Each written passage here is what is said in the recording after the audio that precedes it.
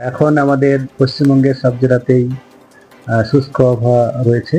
আর সকালের দিকে হালকা কুয়াশা কিছু কিছু জেলায় আজকে দেখা গেছে। ন্যূনতম তাপমাত্রা বেশিরভাগ জায়গাতেই স্বাভাবিক এবং স্বাভাবিকের থেকে 1 বা 2 ডিগ্রি বেশি রয়েছে। 2 ডিগ্রির কাছাকাছি কয়েক জায়গায়, বেশ কয়েক জায়গায় বেশি রয়েছে। এখন আমাদের আগামী 7 দিনের আবহাওয়ার যা পূর্বাভাস, তাতে আগামী 7 দিনেই পশ্চিমবঙ্গের সব জেলাতেই শুষ্ক আবহাওয়া থাকবে। আর আমাদের সকালের দিকে কুয়াশা হওয়ার সম্ভাবনা রয়েছে আগামী 3 দিনে।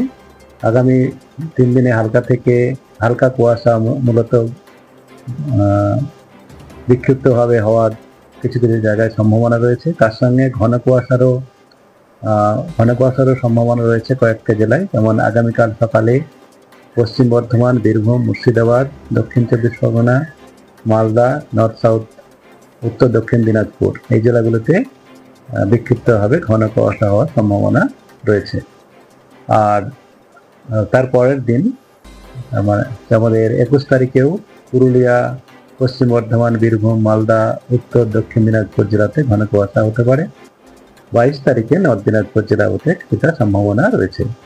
এই হচ্ছে কুয়াশার সম্ভাবনা।